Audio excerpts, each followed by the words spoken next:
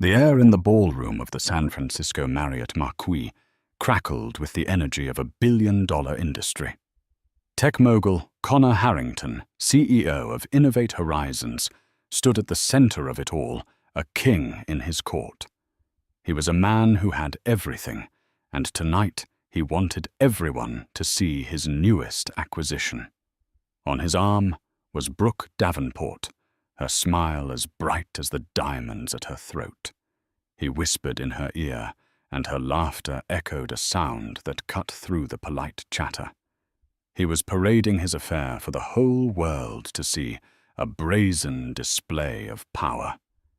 He believed his wife Lumina was at home 7 months pregnant and quietly fading into the background of his spectacular life. He had no idea that in less than 30 minutes she was scheduled to walk onto the main stage, not as a victim, but as the surprise keynote speaker who would systematically dismantle his entire world. The Harrington penthouse on Telegraph Hill was a monument to minimalist wealth. Floor-to-ceiling windows offered a panoramic, godlike view of the San Francisco Bay, a view Connor often claimed to have earned, not just purchased. The furniture was sparse and brutally expensive. The art was abstract and chosen by a consultant, and the silence was as curated as the decor. It was a home designed to be photographed for magazines, not to be lived in. For the past year, this beautiful sterile cage had been Dr. Lumina Petrescu's reality. At 34, with a PhD in cognitive science and a groundbreaking thesis on the ethics of artificial intelligence, Lumina was the intellectual architect behind the very algorithm that had launched Connor's company, Innovate Horizons, into the stratosphere. She had co-developed the Prometheus system in their university days, a predictive analytics engine so sophisticated it felt less like code and more like consciousness. Connor, with his charisma and ruthless business acumen, was the face and the force that sold it to the world. They were, he always said, the perfect team. But lately the team was fractured. The silence in the penthouse had grown heavier, colder. Connor, once attentive and hungry for her ideas, now treated her like another one of his beautiful static possessions. He would pat her swelling belly with a distracted air, his mind clearly elsewhere. "You just focus on nesting, sweetheart," he'd say, his tone an infuriating blend of condescension and feigned concern. "Let me handle the stress of the summit. You need your rest."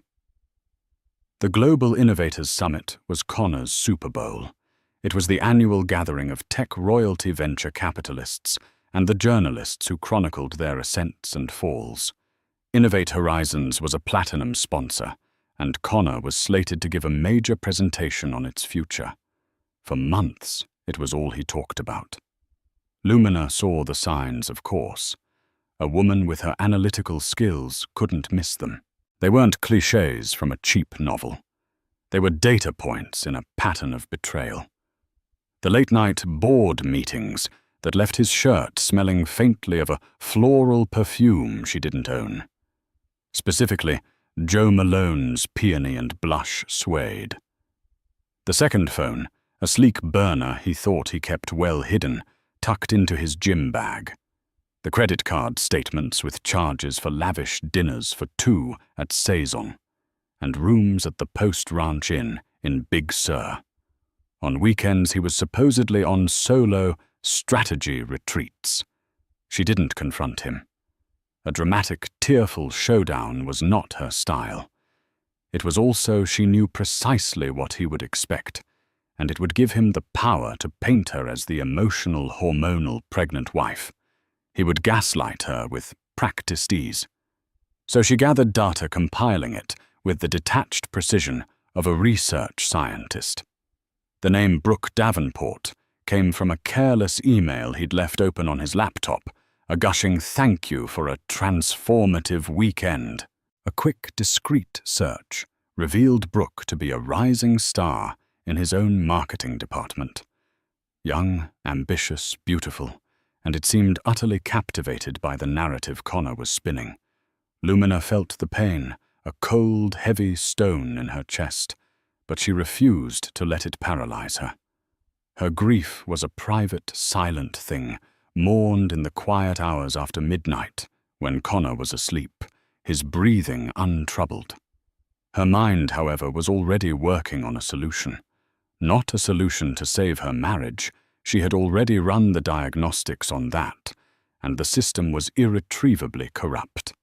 She was working on a solution to save herself, her child, and her life's work.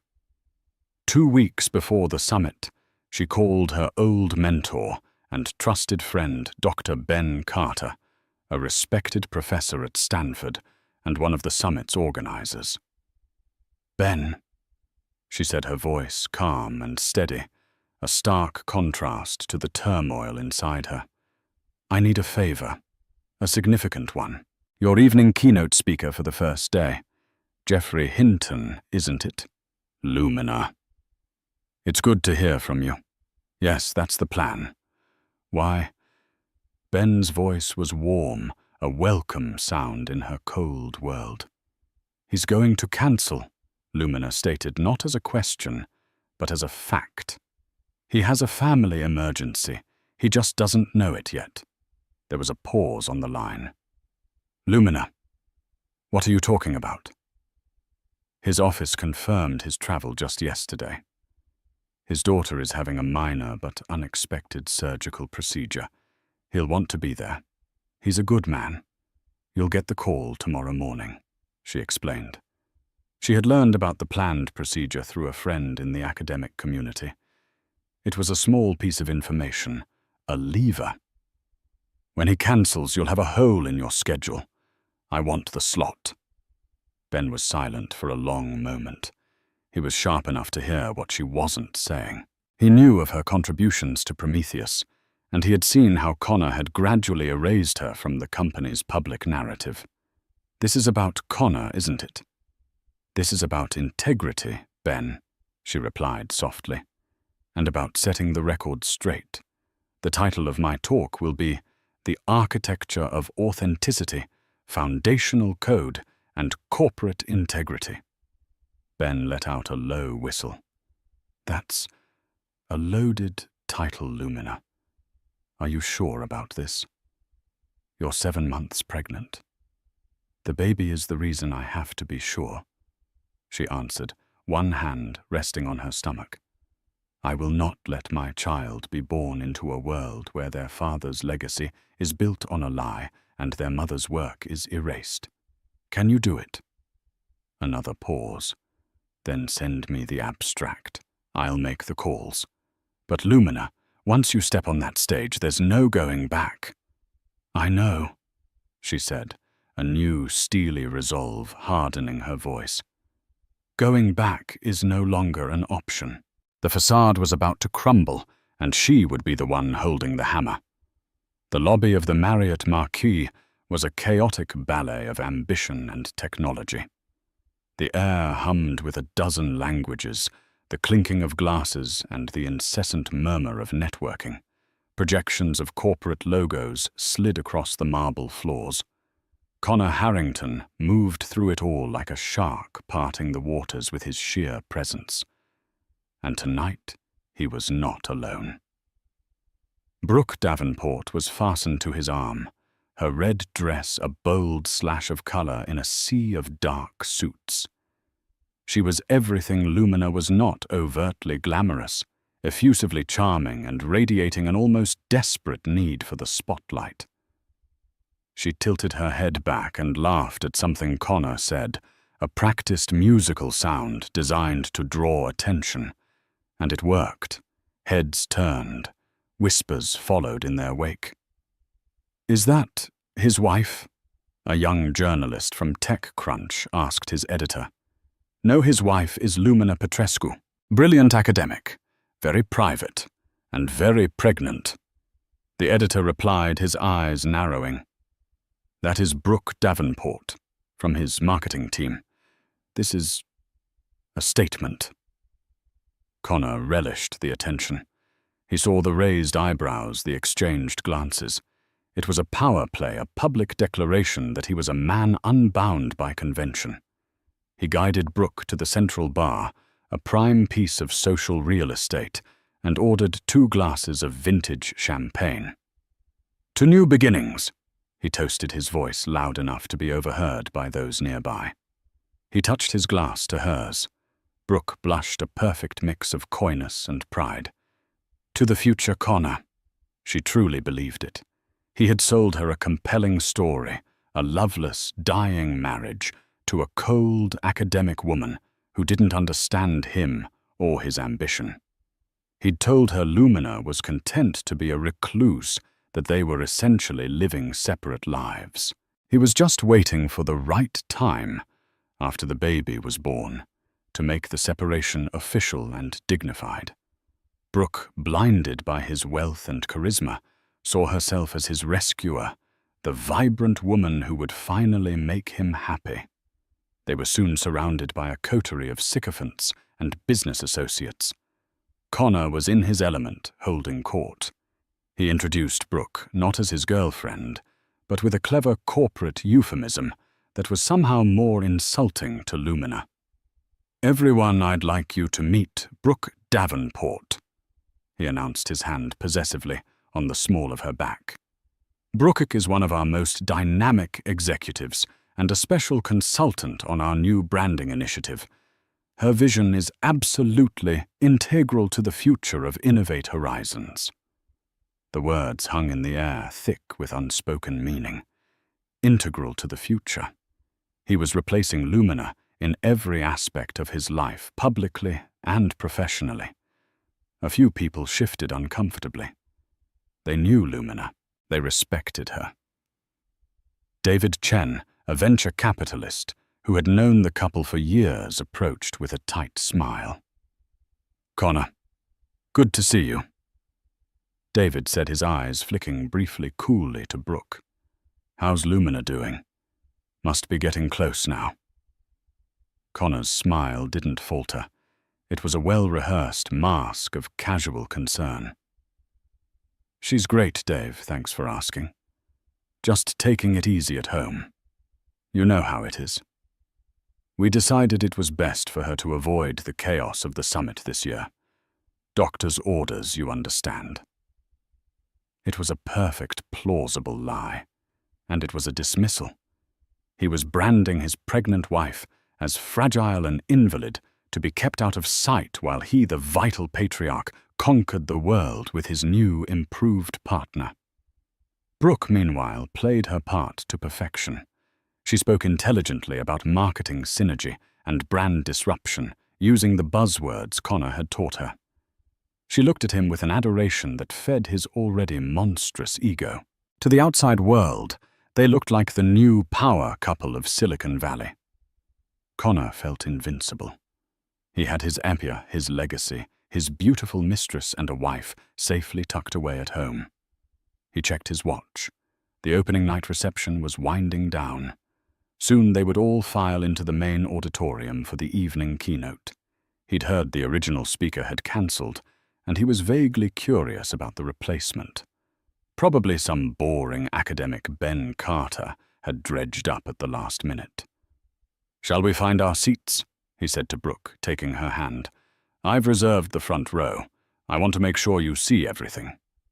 He led her toward the grand ballroom doors, a conquering hero leading his prize.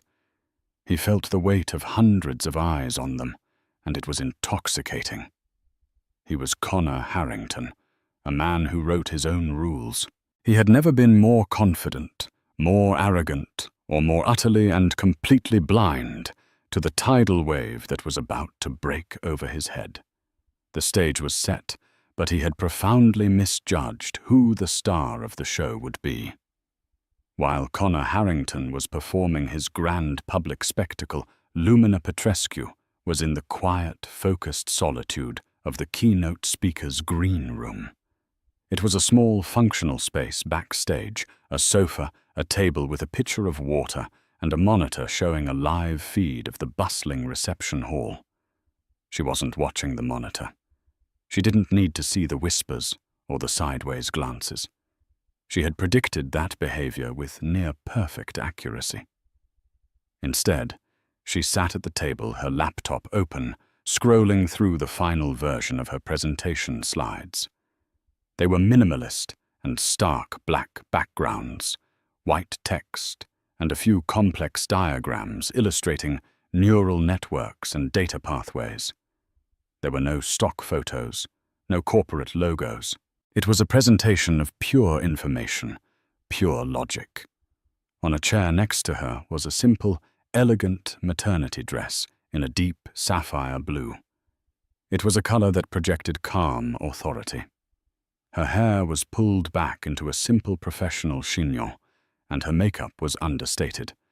Every detail was a conscious choice designed to present an image of unwavering composure and intellectual gravitas. She was Dr. Petrescu, not Mrs. Harrington. Her friend Ben Carter knocked softly before entering. He was a kind-faced man in his late 50s, with a perpetually worried expression that deepened when he looked at her. "The room is filling up," he said, handing her a bottle of water. "I saw Connor. He's in the front row. With her." Lumina nodded, taking a slow sip. "As expected. He's a creature of habit. His narcissism is his most predictable variable." "Lumina, are you absolutely certain you want to do this?"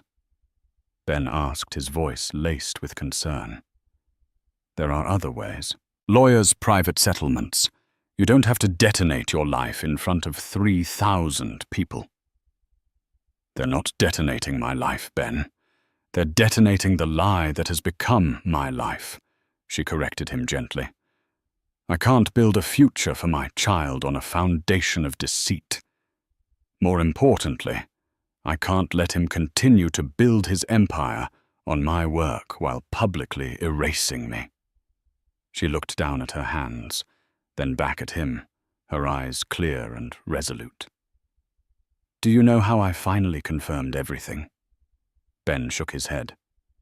"It wasn't the perfume or the hotel bills. Those were just correlating data points. It was his technical language. For the past 6 months in his interviews and internal memos, he's been misusing terms related to the core of the Prometheus algorithm. He's been confusing heuristic analysis with machine learning subroutines. It's a subtle thing, something only someone who built the system from the ground up would notice. He was describing my work, but he no longer understood it. He'd outsourced his understanding to her, to his marketing team. He was selling a product he was no longer intellectually capable of explaining." She closed the laptop. "That's when I knew the marriage wasn't the only thing that was a fraud. The public persona of Connor Harrington, the tech visionary, had become a hollow shell. He's not a genius. He's a salesman. And tonight, I'm calling in his intellectual debt." A memory flashed through her mind, sharp and painful.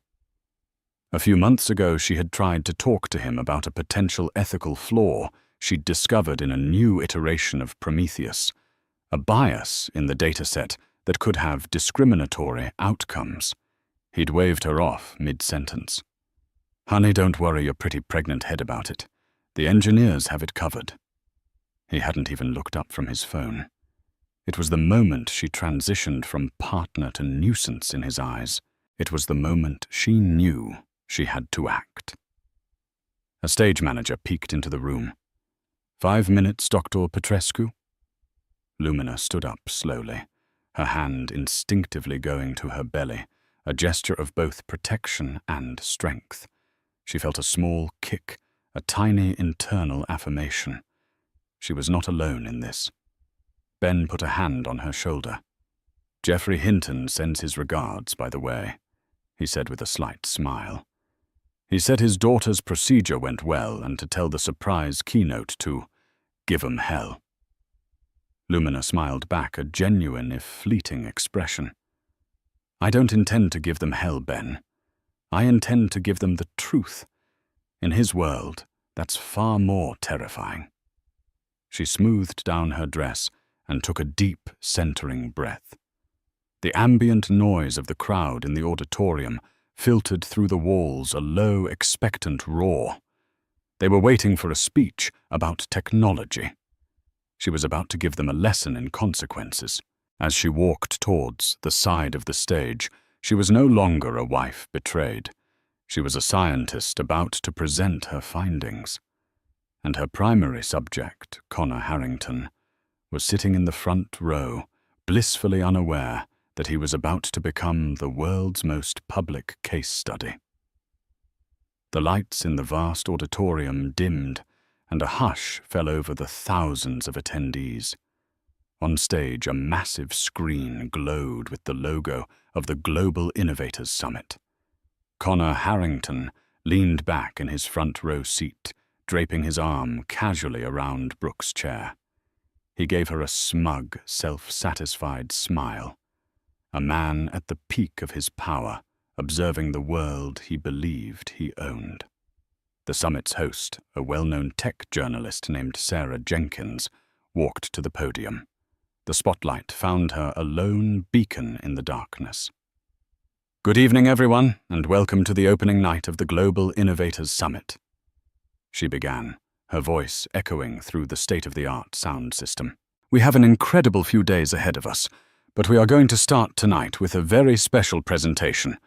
As some of you may know, our scheduled keynote speaker, the legendary Geoffrey Hinton, had to cancel due to a last-minute family matter. We wish him and his family all the best." A polite murmur of sympathy rippled through the crowd. Connor whispered to Brooke, "Probably for the best. Hinton's brilliant but a little dry. Let's see who they scraped up to replace him." "But," Sarah Jenkins continued, her voice taking on a tone of excitement. "As is so often the case in the world of innovation, a challenge presents an unexpected opportunity. We are incredibly fortunate to have at very short notice a speaker whose work has been one of the most influential yet quietest forces in predictive analytics over the last decade. Her foundational research is quite literally the engine behind some of the most powerful AI platforms in the world today." Connor shifted slightly in his seat, a flicker of mild interest crossing his face. He appreciated good tech, even if it wasn't his own. He assumed she was talking about some obscure academic from MIT or Caltech. "She is a leading mind in the field of ethical AI, a topic of critical importance as our creations become ever more integrated into the fabric of society," Sarah went on. "The title of her keynote this evening is The Architecture of Authenticity, Foundational Code, and Corporate Integrity." The title registered in Connor's mind, and for the first time a tiny, almost imperceptible prickle of unease surfaced. It sounded pointed. He glanced around, but the faces near him were merely attentive, waiting for the introduction. "Please join me in giving a massive welcome to the stage to the brilliant Dr. Lumina Petrescu." The name hit the air and detonated.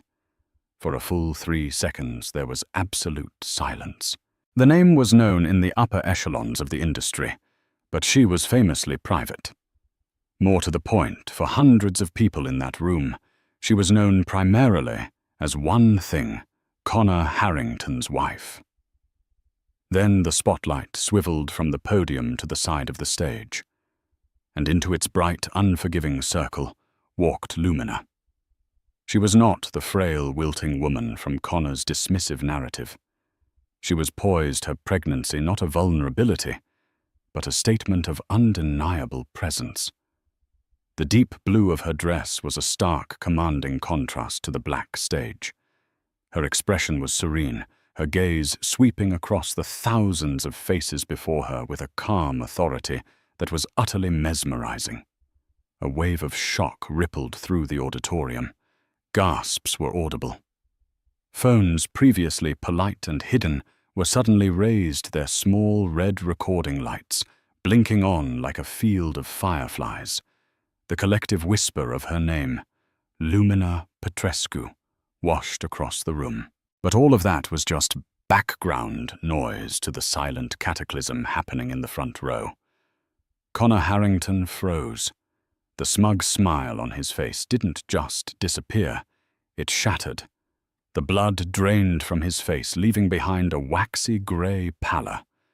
His mind, usually so quick and decisive, sputtered to a halt, unable to process the data it was receiving. It was a system crash. Lumina. Here. On stage. As the keynote. It was an impossibility, a glitch in the very fabric of the reality he had so carefully constructed. His head turned in a slow, robotic motion towards Brooke. The adoring look on her face had been replaced by one of utter, slack-jawed confusion. Her eyes darted from the magnificent pregnant woman on stage to the shell-shocked man beside her. The narrative he had sold her of a quiet, reclusive wife at home was imploding in real time. Lumina reached the podium. She did not look at Connor. Her failure to acknowledge him was more powerful than any glare. She adjusted the microphone, the small sound echoing in the cavernous, silent hall. She looked out at the audience, her gaze connecting with people in the back rows, making them feel seen. She owned the stage. She owned the room. And then she began to speak. Her voice was clear, calm, and carried the unmistakable weight of truth. "Good evening," Lumina began. Her voice, amplified by the theater's impeccable acoustics, was a calm, clear island in a sea of expectant silence. It held no tremor of fear or anger, only the measured cadence of an academic beginning a lecture. In the world of software engineering, we have a concept known as foundational code. It is the first set of instructions, the base layer upon which every other function, every feature, every line of a complex system is built.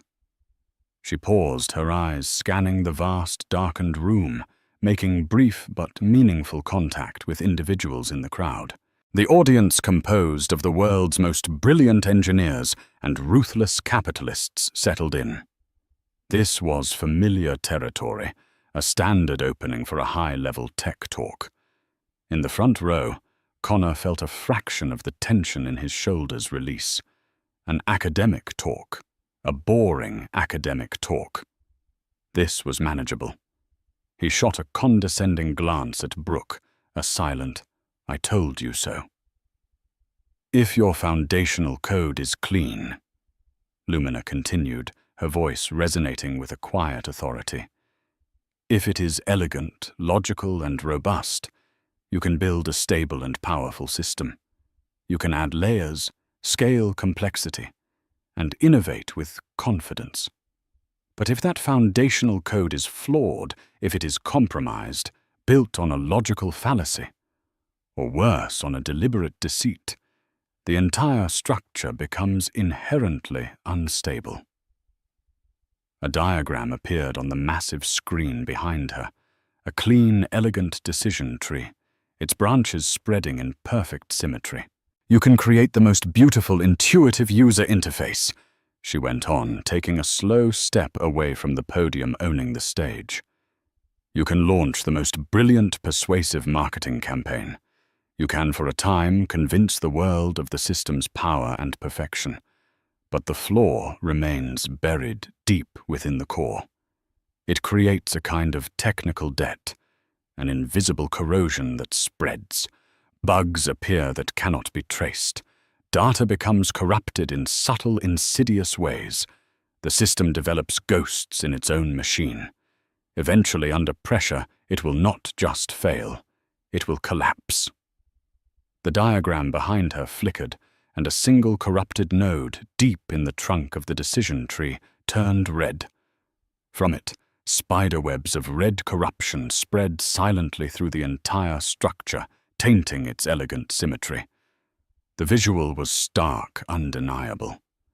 A new, more focused silence was falling over the auditorium. The polite, passive listening was transforming into sharp, active attention. The allegory was beginning to feel less like a general principle and more like a targeted diagnosis. Keyboards, which had been clicking quietly as journalists took notes, fell silent. Connor's heart gave a single hard thump against his ribs. He knew her mind, her methods. He recognized this Socratic approach, the building of an irrefutable logical framework, before delivering the final devastating conclusion. A cold dread, slick and oily, began to seep into his veins. "Now consider a company," Lumina said, her tone shifting from the purely technical to the applied. "A modern corporation, especially in this industry, is itself a complex system. Its public filings are its documentation. Its leadership is its processing unit. Its brand is its user interface." She let that sink in. The tension in the room was now a physical presence, a change in the atmospheric pressure. People were no longer just looking at her. They were looking at her, and then stealing quick, furtive glances at Connor in the front row. He could feel the weight of their gaze, 1,000 tiny pinpricks on his skin. A company can present a public interface of innovation, stability, and integrity, she said, her voice dropping slightly, pulling everyone closer. It can tell the world its success is built on a foundation of brilliant, singular vision. It can market itself as an authentic, transparent entity, a pillar of the community. On the screen, the corrupted algorithm diagram dissolved, replaced by a single powerful word in clean, white letters. Authenticity. Connor's breathing became shallow. He wanted to stand up, to shout, to stop this, but he was paralyzed. He was trapped in the front row of his own execution. "But what happens?" Lumina asked, her voice now carrying a sharp, clinical edge. "When the foundational code of that company is a lie? What happens when its most critical intellectual property was not the product of a singular vision, but a partnership? A partnership that has been systematically deprecated, commented out, and ultimately erased from the public history." A low, shocked murmur rippled through the audience. It was no longer subtext. It was text. The target was now explicitly clear. Brooke, beside Connor, had gone rigid, her face ashen. The loving glances she had been giving him all night were gone, replaced by a dawning, horrified confusion. "The system becomes a fraud," Lumina stated, her voice ringing with the clarity of a bell. "It may function, it may even achieve enormous financial success, but its success is built upon a corrupt premise. And that flaw, that core inauthenticity, will begin to corrupt everything. It will corrupt the company's culture, creating an environment where credit is misattributed and truth is secondary to narrative. It will corrupt the leadership who must expend more and more energy maintaining the lie. And eventually it will corrupt the products themselves." Now, for the first time, she allowed her gaze to drift to the front row. She did not look at Connor with hatred. She looked past him, through him, as if he were a ghost in the machine she was describing. A relic of a flawed system she was about to overwrite. 15 years ago, in a university laboratory, I was part of a partnership that authored the foundational code for an algorithm. We called it Prometheus. The name landed in the silent room with the force of a physical explosion. The collective gasp was audible, a sharp intake of breath from 3,000 people at once. The industry myth, the one Connor had spent millions in PR to cultivate, was that he had created Prometheus alone in a flash of solitary genius. "We named it after the titan who stole fire from the gods to give to humanity." Lumina explained, her voice steady, reclaiming not just the credit, but the very soul of her creation. The core principle of Prometheus was to find authentic patterns in chaotic data. Its purpose was to reveal truth, not to obscure it. A system designed to empower people with knowledge should never be used as the engine of a lie.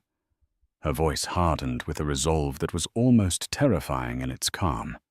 It has become clear that the public implementation of this system is now running on a compromised foundation, that its interface is being used to project a false image, while its internal architecture is predicated on my erasure. This is not just a moral failure, it is a technical one. A system built on inauthentic data will inevitably produce inauthentic results. It is destined to collapse. She clicked the remote one last time. The screen changed the word authenticity, joined by another integrity. Below them, a final devastating line of code appeared. A system cannot stand on a corrupt foundation. And so, she announced, delivering the final catastrophic blows as the co-creator of the Prometheus algorithm and as the legal holder of 50% of the original intellectual property patent. Another wave of shock hit the room. This wasn't just a moral crusade. It was a legal and financial atom bomb. Every board member, every investor in the audience felt a cold lurch in their stomach. I am announcing tonight the formation of a new entity. It is the Aletheia Foundation, an open-source consortium for ethical AI. We will be dedicated to creating transparent systems built on verifiable data and accountable to the public. We will build on a clean foundation. She offered a small, almost imperceptible nod. Thank you. She did not wait for the applause. She did not look for a reaction. Her work was done. With the same unshakable poise with which she had arrived, she turned and walked off the stage. The auditorium was plunged into a profound, ringing silence. For 5 full seconds, the only sound was the hum of the ventilation system. The thousands of people in the room were collectively processing the sheer magnitude of what they had just witnessed. A pregnant woman had just on the industry's biggest stage systematically, brilliantly, and dispassionately vivisected her husband's career, reclaimed her life's work, and announced a new world order for their industry, all without ever raising her voice. Then the silence shattered. One person in the back began to clap, then another. The sound grew swelling from a scatter of applause into a thunderous, unified, standing ovation that shook the very foundations of the room. It was a roar of approval, of revolution, and of reckoning. The standing ovation was not merely applause, it was a judgment. It rolled through the auditorium in a deafening, cathartic wave, a sound of chains breaking. For a full 2 minutes, it roared a unified verdict, delivered by the very industry Connor Harrington had considered his personal kingdom. Young female engineers in the back rows were on their feet, some with tears in their eyes, applauding a victory they felt as their own. Seasoned venture capitalists, men who worshipped disruption, clapped with predatory smiles, sensing the monumental shift in power and the opportunities that would rise from the ashes. Journalists smelling the biggest tech story of the decade pounded their hands together with a feverish intensity, their minds already racing to write the headlines. In the front row, Connor Harrington was the epicenter of this sonic earthquake, and he was shattering. The sound was a physical assault pressing in on him, suffocating him. The flashing strobes of 100 smartphone cameras pulsed in the dim light. Each burst of white freezing his face in a mask of slack-jawed horror, creating 1,000 silent, screaming portraits of his ruin. His mind, a machine, usually running a dozen calculations ahead of everyone else, had crashed. The system error was absolute. This is not happening. This cannot be happening. He scrambled to his feet, a puppet whose strings had been cut. Lumina. He croaked his voice, a pathetic, raw tear in the fabric of the applause, a sound no one but him could hear. The illusion of control, the carefully constructed aura of invincibility he wore like a second skin, had been vaporized. He turned to flee, but it was too late. The moment the ovation began to subside, the pack descended. The journalists, no longer observers, but hunters, surged forward, their bodies forming a chaotic, contracting circle around him. Microphones like black metallic fists were thrust in his face. "Mr. Harrington, a comment on Dr. Petrescu's patent claims," a reporter from the Wall Street Journal yelled. "Is it true your wife is the architect of Prometheus?" Another from Bloomberg shouted over her. "Connor, what is the status of your marriage? What about Ms. Davenport?" A sharp-eyed blogger from TechCrunch pressed her phone, recording his every twitch. "Are you stepping down as CEO?" The questions were brutal, precise, and utterly devastating.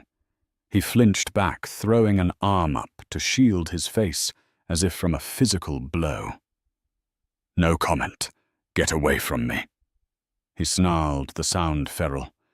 He tried to shove his way through, but the bodies were too dense.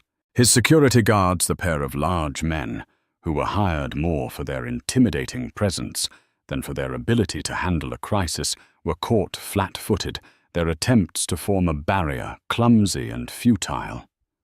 In the chaos, he abandoned Brooke. She was left stranded in the front row, the spotlight of public scrutiny swiveling from him to her.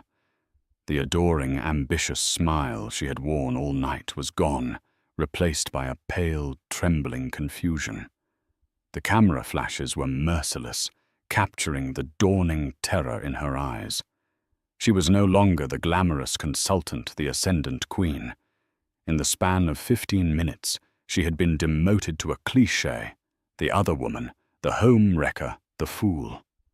She could feel the weight of thousands of eyes on her, their curiosity laced with pity and scorn. She saw a woman in the second row shake her head slowly, a look of profound disappointment on her face.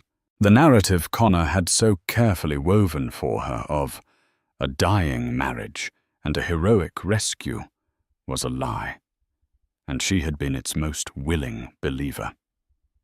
Overwhelmed by a tidal wave of shame, she covered her face with her hands and stumbled away in the opposite direction of Connor, blindly pushing her way toward a side exit, her red dress a beacon of humiliation.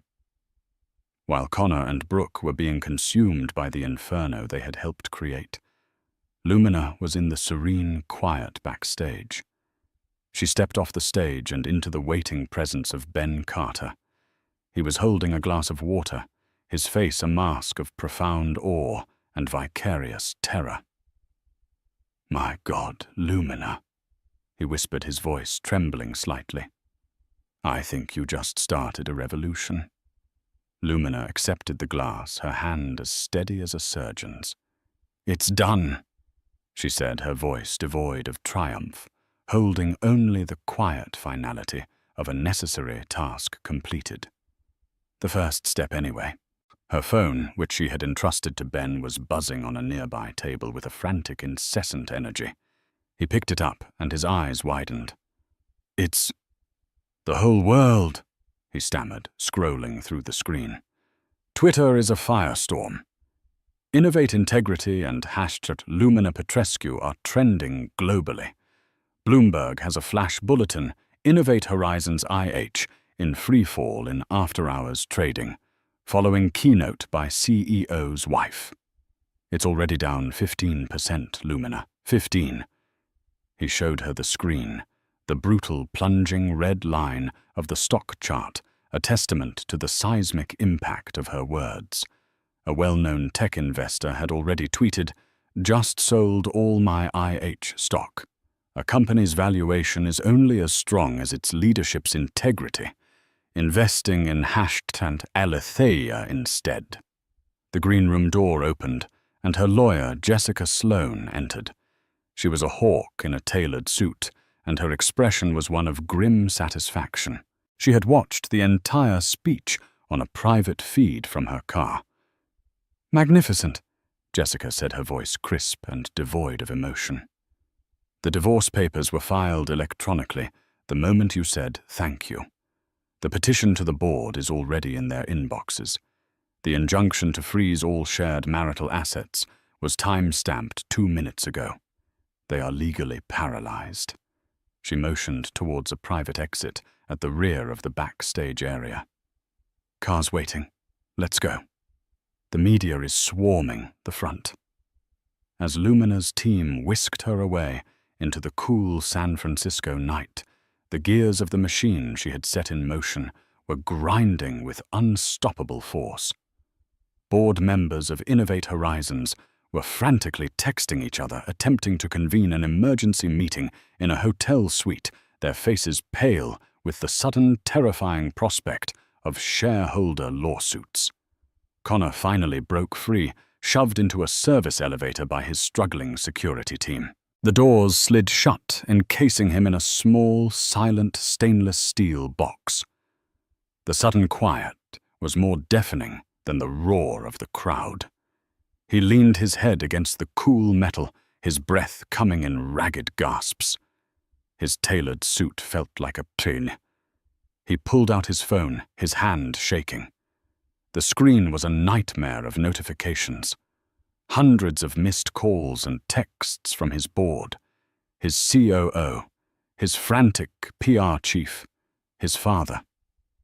He ignored them all and stabbed at his stock app.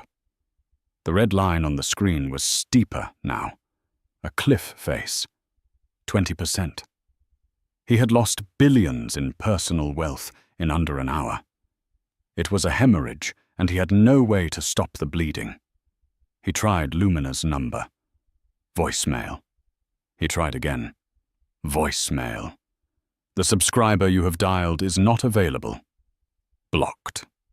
A new notification popped onto his screen, an email with a cold, formal header.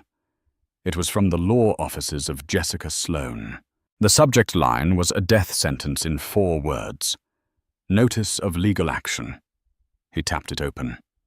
The attached documents, with their dense, unforgiving legal language, were the divorce filings, the injunction, the formal notice of an intellectual property dispute. It was all there. It was real. The elevator doors opened into the sterile silence of the VIP parking garage. He stumbled out, disoriented, the world tilting on its axis. He saw his sleek black McLaren, a symbol of his power and success, and it looked like a hearse. He had been so confident, so arrogant. He had paraded his mistress, dismissed his wife, and believed himself to be untouchable. He had treated Lumina like a legacy feature in his operating system, once essential but now obsolete, something to be quietly deprecated. He had forgotten one crucial fact: she wasn't just a feature. She had written the source code. And tonight, with the whole world watching, she had simply revoked his license. 6 months later, the San Francisco spring had arrived in a burst of defiant color. The air, crisp and tasting of the sea, carried the scent of cherry blossoms and damp earth. Lumina Petrescu pushed the stroller along the winding path of the Japanese tea garden, the gentle click of its wheels a soothing rhythm against the gravel.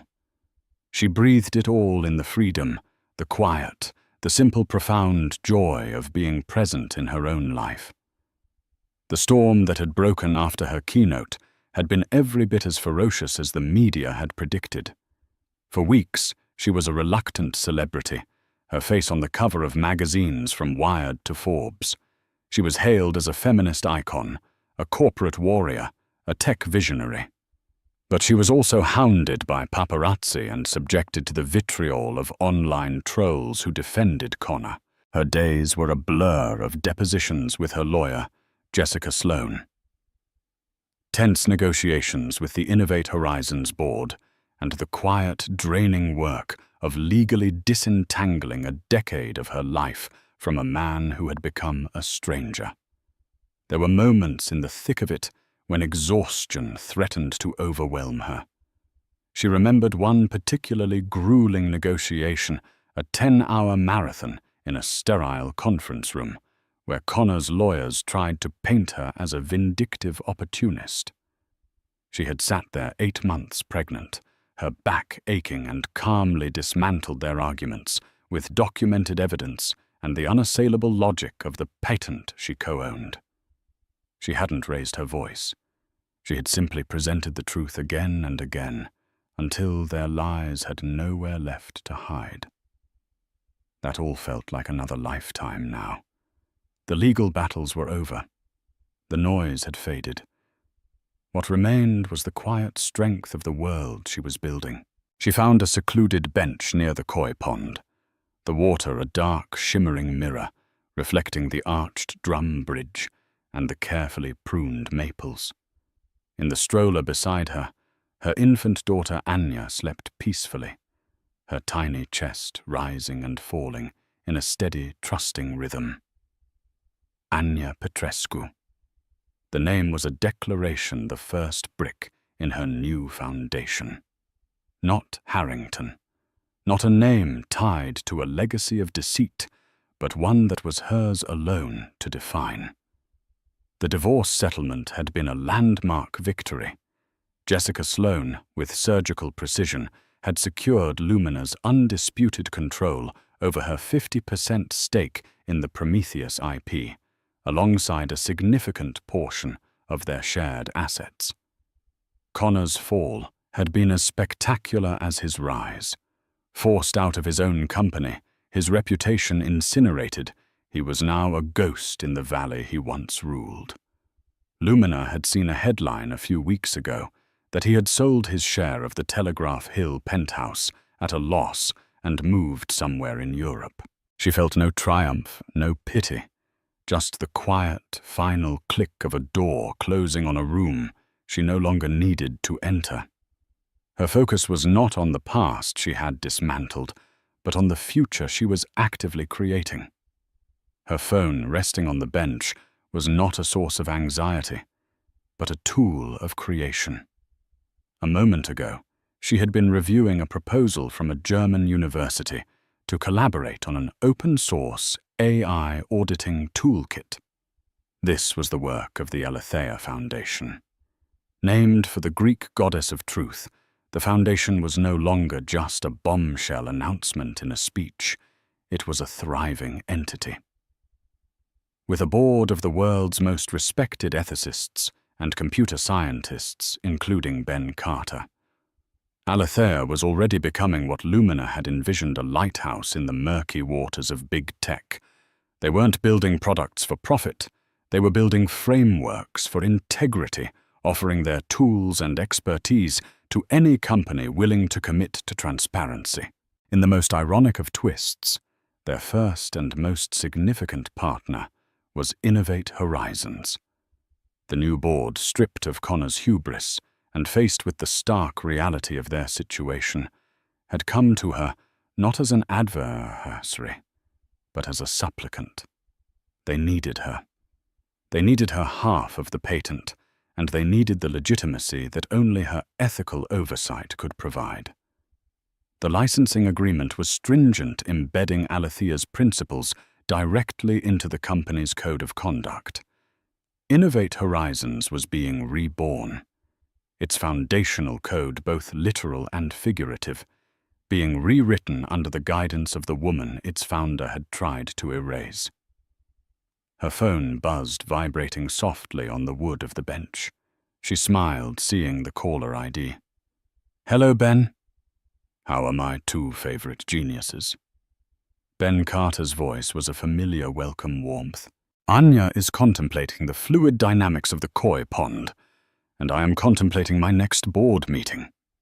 Lumina replied, her voice light with a happiness that felt settled and deep. "She has a formidable intellect, you know. Mostly she uses it to decide when it's the most inconvenient possible time to need a diaper change." Ben chuckled. "Sounds about right. I just got off a call with Sarah Jenkins, the new CEO at Innovate. She said their quarterly report is showing renewed investor confidence. The market is responding well to the new direction. She also called you a visionary." He paused. "Funny how they see that, Samko."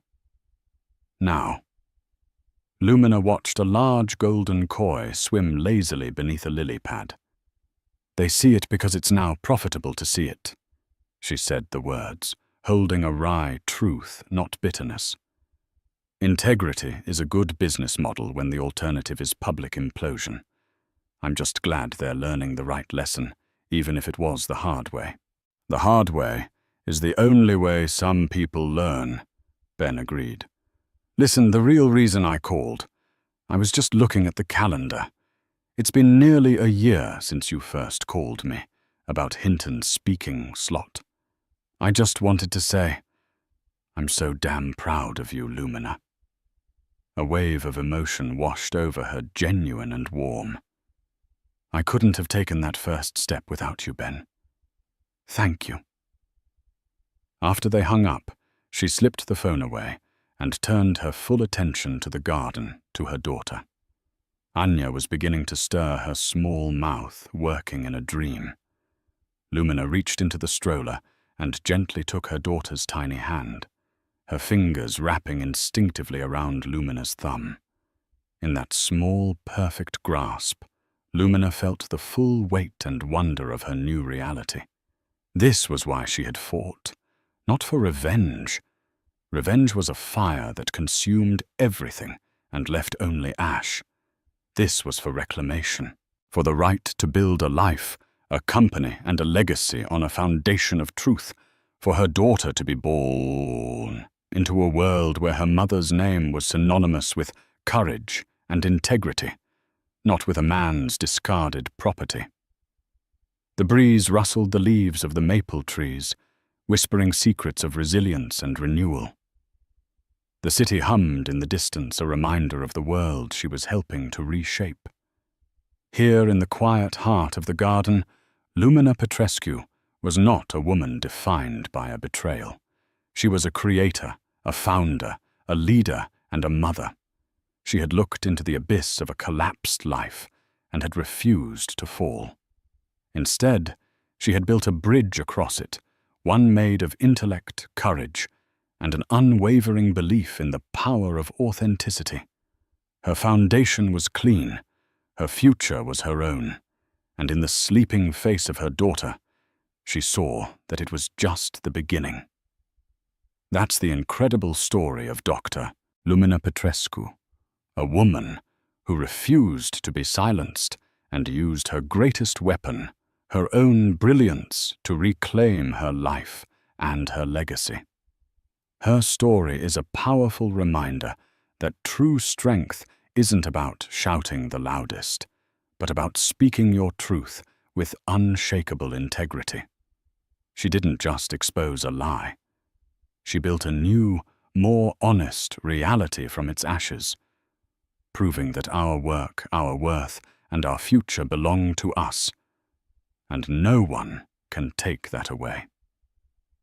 If Lumina's story of quiet strength and strategic genius resonated with you, if you believe in the power of authenticity, then please help us share this message. Hit that like button to show your support. Share this video with someone who needs to hear a story of courage, and most importantly, subscribe to our channel and ring the bell. By subscribing, you join a community that celebrates stories of resilience and the incredible power of the human spirit. Thank you for listening.